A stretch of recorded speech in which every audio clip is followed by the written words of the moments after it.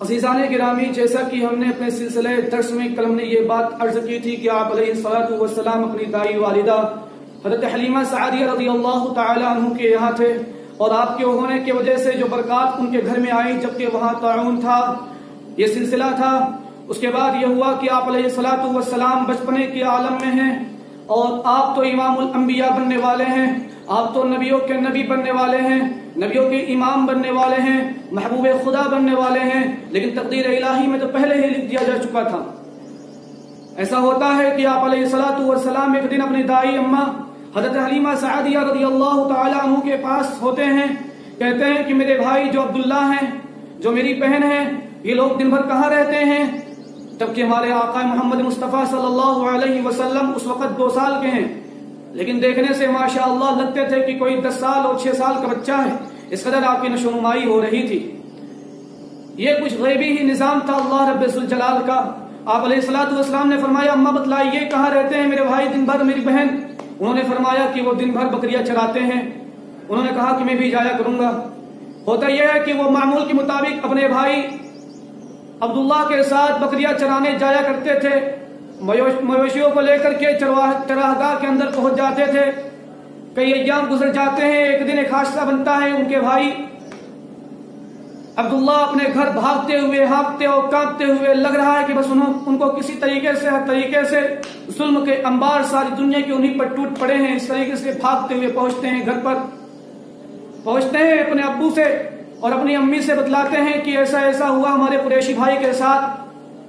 جب حضرت حلیمہ سعدیہ رضی اللہ تعالی عنہا اور ان کے شوہر دونوں آتے ہیں، دیکھتے ہیں کہ آپ علیہ السلام ایک میڑ پر ایک کنارے بیٹھے ہوئے ہیں، سہمے ہوئے ہیں، لگ رہا ہے کہ بس ابھی کوئی آپ پر آسمان کا کچھ برسا کر گیا ہے اور کوئی ظلم کے بادل آپ پر منڈلا رہے ہیں۔ دیکھتے ہیں تو آپ علیہ السلام سے پوچھا جاتا ہے، واقعہ دریافت کیا جاتا ہے، بیٹا محمد ایسا کیوں ہے آپ کے ساتھ اور آپ کیوں ایسے سہمے ہوئے ہیں؟ کہتے ہیں اماں جان واقعہ کچھ یوں بنا کہ میں اپنے بھائی کے ساتھ تھا، کچھ لوگ آئے سفید پوشاک میں، 2 لوگ تھے، انہوں نے آیا، لٹایا، میرا پیٹ چیرا اور اس میں سے کچھ نکالا۔ یہ واقعہ سنتے ہی حضرت حلیمہ سعدیہ کے رونگڑے کھڑے ہو جاتے ہیں اور دل کی دھڑکنیں بڑھ جاتی ہیں۔ بات کرنے سے کلیجہ ان کے منہ کو آنے لگتا ہے، وہ سوچتی ہیں کیا کہوں کیا نہ کہوں۔ پھر اس کے بعد یہ واقعات کی وجہ سے کاہن کے پاس جاتی ہیں۔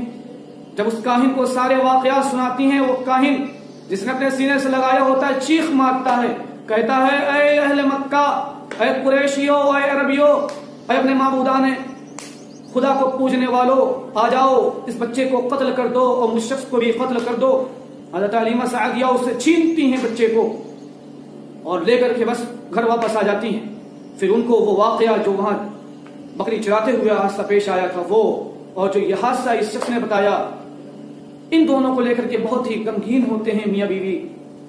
اس کے بعد وہ لوگ ارادہ کرتے ہیں کہ آپ علیہ السلام کو آپ کی والدہ تک پہنچا دیا جائے، اور ان کو لے کر کے آپ علیہ السلام کو لے کر کے وہ لوگ مکہ المکرمہ حضرت آمنہ رضی اللہ تعالی عنہا کے پاس آتی ہیں۔ جب پہنچتی ہیں تو آپ حضرت آمنہ کو دیکھتی ہیں، حضرت آمنہ کہتی ہیں کیا ہوا؟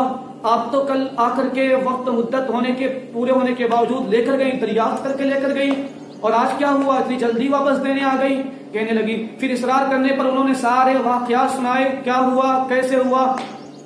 حضرت آمنہ رضی اللہ تعالی عنہا نے سارے واقعات سنائے۔ کہا داعیہ ایسی کوئی بات نہیں ہے، اس بچے کے نرالے پن کو تم کیا سمجھو گی؟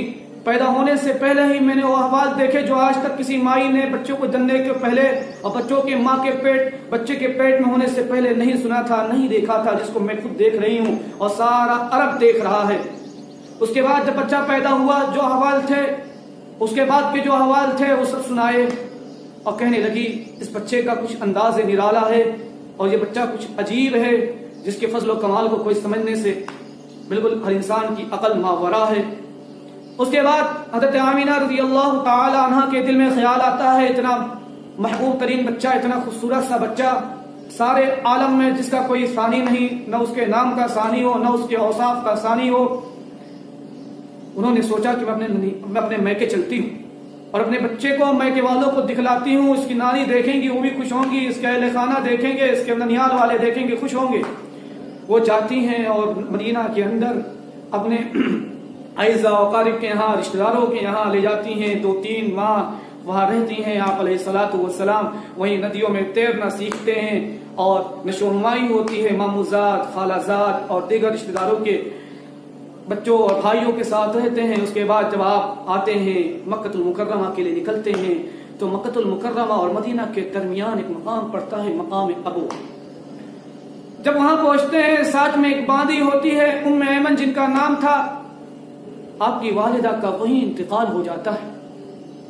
عزیزان گرامی، جس شخصیت کا پہلے 6 مہینہ ولادت سے ہی باپ کے انتقال ہو جائے، اب یہاں 6 برس یا 4 برس کا ہو والدہ کا انتقال ہو جائے، اور اتنی بڑی عظیم ہستی، اتنے اوصاف کمالیہ والا کہ بچپن میں ہی اس کو یہ ہو گیا کہ میرے بھائی اگر کام کرتے ہیں میں کیوں نہ کروں، اور جس کے ہونے کی وجہ سے کہ جبکہ پورے گھرانہ طاعون کی بیماری میں مبتلا اور طاعون کی وجہ سے کھانے پینے کو بکریوں کو نہیں مل رہی اور خود ان کی چھاتی سوکھ چکی، جب یہ بچہ آتا ہے تو تمام فضل رب ذوالجلال کی جانب سے تمام چیزیں ہری بھری ہو جاتی ہیں اور ان کے دوسرے بھائی شیر و سیراب ہونے لگتے ہیں، ان کی بکریاں بھرمار سے ہو جاتی ہیں. لیکن دنیا کو کیا پتا تھا یہ جو بچہ ہے اس پر اللہ رب ذوالجلال سارے دنیا کے سارے عالم کے سائے فکر کو ہٹا کر کے مالک حقیقی اپنا سایہ فکر رکھنا چاہتا ہے. آج ہم اس واقعے کو یہیں بیان کرتے ہیں، وہیں ختم کرتے ہیں.